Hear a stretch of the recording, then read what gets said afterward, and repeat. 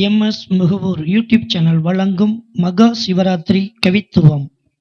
சிவ பரம்பொருளையும் சிவன் அடியார்களையும் பணிந்து வணங்கி எங்களது கவித்துவத்தை உங்களோடு பகிர்ந்து கொள்கிறோம். நன்றி. பஞ்சபூத தலம் இருக்கு, பஞ்சாட்சர நாமம் இருக்கு, இரவெல்லாம் சுற்றி வர என்னால் முடியலையே என்று ஏங்கும் சிவன் அடியார்களே, இருக்கும் இடத்தில் சுற்றி வந்து யானப்பழம் பெற்று வந்த பிள்ளையார் கோவிலில், நமது பாண்டிய விநாயகர் கோவிலில் பஞ்சபூத சிவனை கண்டு சுற்றி வருவோமா? திருநீறு நெற்றியில் அணிந்து திருச்சிற்றம்பலம் நமச்சிவாயம் என்றே சொல்லியே நடந்து பன்னிரு சுற்று சுற்றி வருவோமா? அந்த பரமேஸ்வரனை பார்த்து வருவோமா? பன்னிரு சுற்று சுற்றி வருவோமா? பரமேஸ்வரனை பார்த்து வருவோமா? நிலம், காற்று, ஆகாயம் என்னும் தல வரிசையின் அடிப்படையில் முதலாவதாக சங்கரங்கோவில் திருத்தலம் சங்கர நாராயண சுவாமி தரிசனம். யோக தவம் இருக்கும் கோமதியே, சங்கர நாராயணன் துணைவியே, புற்றாக நின்றிருக்கும் நாகர்களே, சங்கன் பதுமன் என்ற பக்தர்களே, நிலம் என்னும் தலமான சங்கரன் கோவிலிலே வலம் வந்து தரிசித்தேன். புற்று மண்ணை பூசித்தேன், உடல் புண்ணை ஆற்றிற்றேன். வலம் வந்து தரிசித்தேன், நலம் பெறவே புற்று மண்ணை பூசித்தேன், உடல் புண்ணை ஆற்றிற்றேன்.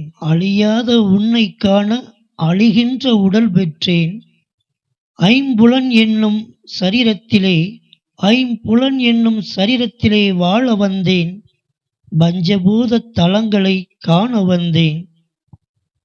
பஞ்சபூத தலம் இருக்கு, பஞ்சாட்சர நாமம் இருக்கு, இரவெல்லாம் பொழுதிருக்கு. புறப்பட்டு போவோமா? பொழுது விடிய வருவோமா?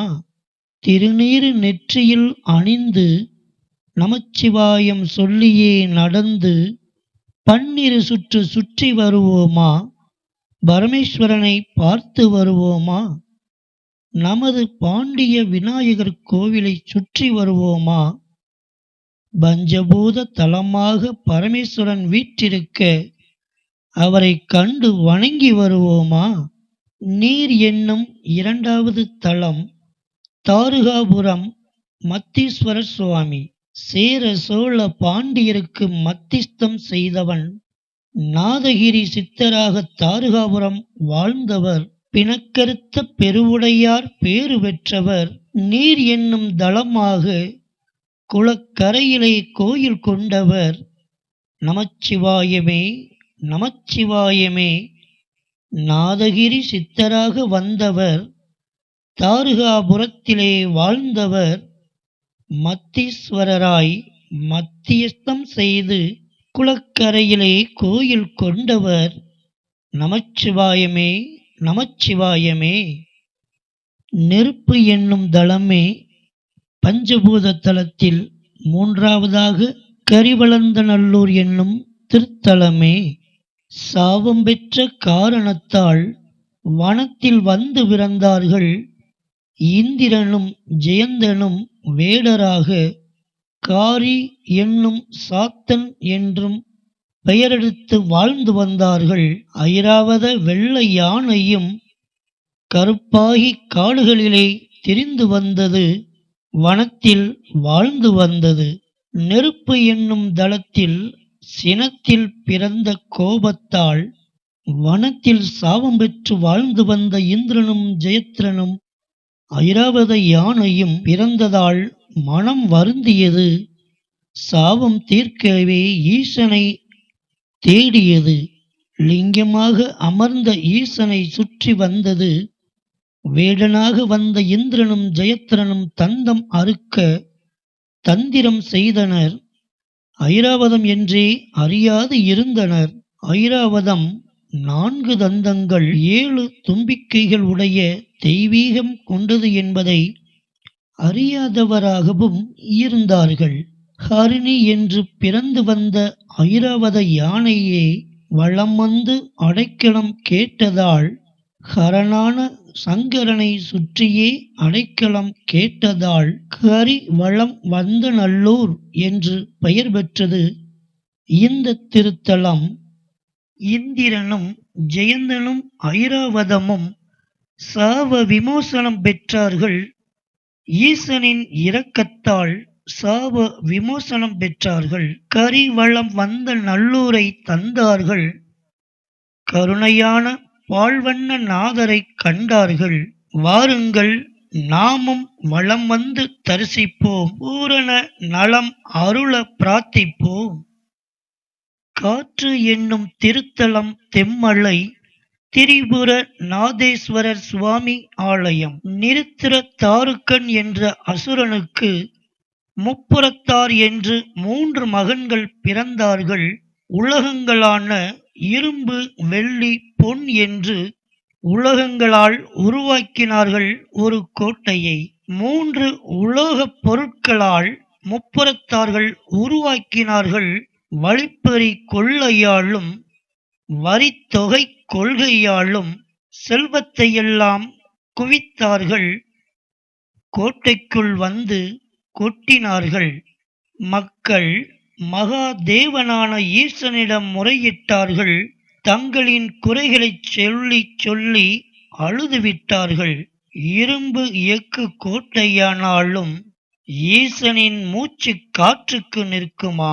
சிதைந்தது, நொறுங்கியது, மண்ணில் புழுதியாகிப் போனது.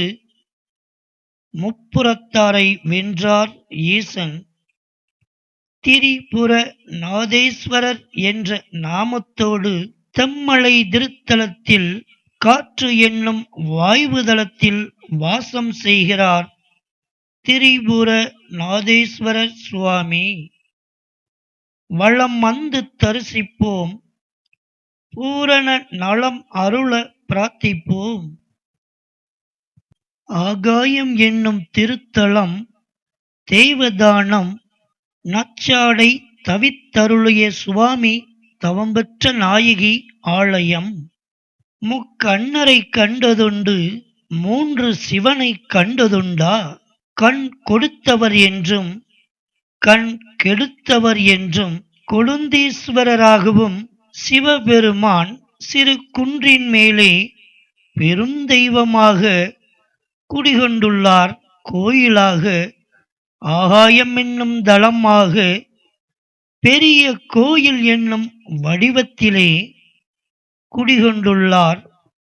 தனது பக்தனான மன்னனுக்கு எதிர்மன்னன் நச்சாடை கொடுத்து மன்னருக்குள் பகையை தீர்த்திட எண்ணினான்.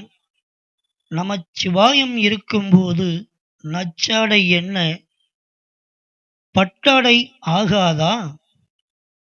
அவ்வாறு ஆனதுதான் நச்சாடை தவிர்த்து உயிர்காத்த சுவாமி ஆலயம்.